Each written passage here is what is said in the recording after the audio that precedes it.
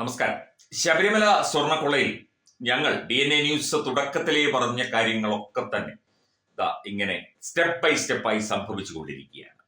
കാരണം ഇതിനകത്ത് കുറ്റാരോപിതരായ അല്ലെങ്കിൽ കുറ്റം ചെയ്തു എന്ന് സാമാന്യ രീതിയിൽ ഉറപ്പുള്ള, ജനങ്ങൾക്ക് ഉറപ്പുള്ള, ഭക്തർക്ക് ഉറപ്പുള്ള പലരെയും പല രീതിയിൽ ഒഴിവാക്കിയതും, അതുപോലെ SITയെ ഇവിടുത്തെ ഒരു CPM നേതാവും ചില നേതാക്കളും ചേർന്ന് നിയന്ത്രിക്കുന്നതും, വിഷയത്തിൽ ഹൈക്കോടതി ഇടപെട്ടതും ഒക്കെ തന്നെ ഇത് ഞങ്ങൾ ഇതിനു മുൻപും പലവട്ടം പല വാർത്താ ശകലങ്ങളിലായി ജനങ്ങളോട് പറഞ്ഞ കാര്യങ്ങളാണ്. ഒരു കാലത്തും വിടുന്ന പരിപാടിയില്ല. കൃത്യമായി ശബരിമല സ്വർണ്ണക്കൊള്ളയുമായി ബന്ധപ്പെട്ട ഫോളോ അപ്പുകൾ DNA ന്യൂസ് ചെയ്തുകൊണ്ടേയിരിക്കും. കൃത്യമായ അപ്ഡേറ്റുകളും കൃത്യമായി ഞങ്ങൾക്ക് കിട്ടുന്ന വിവരങ്ങൾ അനുസരിച്ചുള്ള കൃത്യമായ കാര്യങ്ങൾ ജനങ്ങളെ അറിയിച്ചുകൊണ്ടേയിരിക്കും. അത് ഞങ്ങളുടെ ഒരു ഉത്തരവാദിത്വം കൂടിയാണ്. അത് ചെയ്യാതിരിക്കാൻ നമുക്കാവില്ല, ചെയ്യും. ഇപ്പോൾ ശങ്കർദാസിനെയും N വിജയകുമാറിനെയും അറസ്റ്റ് ചെയ്യാൻ SIT പോകുന്നു. കാരണം ഇത് ഹൈക്കോടതിയുടെ മേൽനോട്ടത്തിലുള്ള പരിപാടിയാണ്. ഇവിടെയൊക്കെ കളിക്കുന്നതിന് ഒരു പരിധിയുണ്ട്. ഹൈക്കോടതിയുടെ ഒരു വിശ്വാസ്യതയുണ്ട്, ജുഡീഷ്യറിയിലുള്ള ജനങ്ങളുടെ വിശ്വാസ്യത.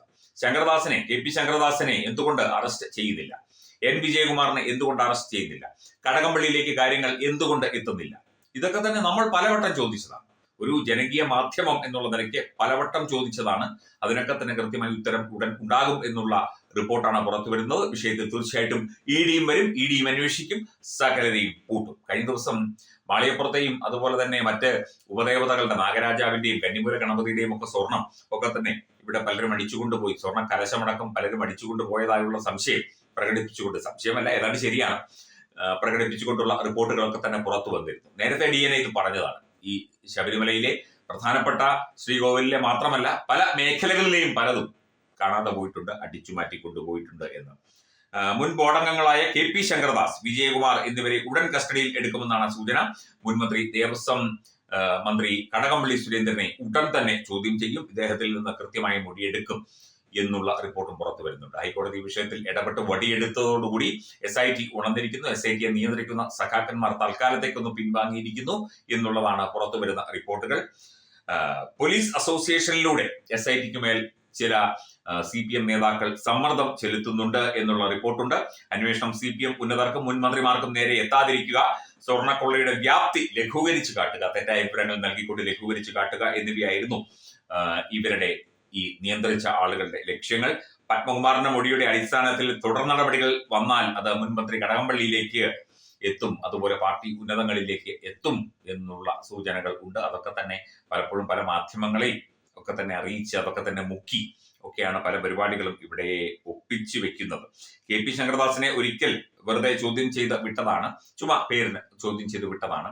അങ്ങനെ ഇപ്പം പ്രശാന്തിനെ, PS പ്രശാന്തിനെയും അങ്ങനെ ചെയ്തു വിടാൻ ഉദ്ദേശം ഉണ്ടായിരുന്നു. പക്ഷേ തുടർ നടപടികൾ ഈ വിഷയത്തിൽ കോടതി ഇടപെട്ട് കാര്യങ്ങൾ ചോദിച്ചതോടുകൂടി തന്നെയാണ് എല്ലാം കയ്യിൽ നിന്ന് പോയിരിക്കുന്നത് ഇപ്പോൾ. അതുപോലെ ഇതിനകത്ത് വേറൊരു വിഷയമുള്ളത്, ചില ഉന്നത പോലീസുകാരുടെ ഒക്കെ തന്നെ അടുത്ത ബന്ധുക്കളൊക്കെ തന്നെ ഇതിനകത്തൊക്കെ തന്നെ പല തരികിടകളൊക്കെ തന്നെ കാണിക്കുന്നതിലുണ്ട് എന്നുള്ള സൂചനയുണ്ട്. അപ്പൊ പിന്നെ പോലീസ് അസോസിയേഷൻ പല രീതിയിൽ ഇടപെടാം, CPM പാർട്ടി പല രീതിയിൽ ഇടപെടാം തുടങ്ങിയ കാര്യങ്ങളൊക്കെ തന്നെയുണ്ട്. എന്തായാലും ഇതൊക്കെ തന്നെ തകിടം മറിച്ചുകൊണ്ട്, ഇതിനെയൊക്കെ തൃണവത്കരിച്ചുകൊണ്ട് SIT മുന്നോട്ട് പോകും എന്നാണ് ഇപ്പോൾ നമുക്ക് തോന്നുന്നത്. ഇനി വേറെ ഏതെങ്കിലും തരത്തിലുള്ള നിയന്ത്രണം വരുമോ എന്നറിയില്ല. പിന്നെ വേറൊരു കാര്യങ്ങളുണ്ട്. SIT അന്വേഷണം ഏതെങ്കിലും തരത്തിൽ ഇതുപോലെ നിയന്ത്രിക്കപ്പെടുകയോ ഒക്കെ ചെയ്യുന്നു എന്ന് പുറത്തറിഞ്ഞാൽ, അല്ലെങ്കിൽ മാധ്യമങ്ങളിലൊക്കെ ചർച്ച വന്നാൽ, ED അന്വേഷണത്തിൽ ഹൈക്കോടതി കൂടുതൽ വ്യഗ്രത കാണിക്കും. എൻഫോഴ്സ്മെന്റ് ഡയറക്ടറേറ്റിനോട് ഉടൻ തന്നെ വന്ന് ചാർജ് ഏറ്റെടുക്കാനും അന്വേഷണം കൊണ്ടുപോകാനും പറയും.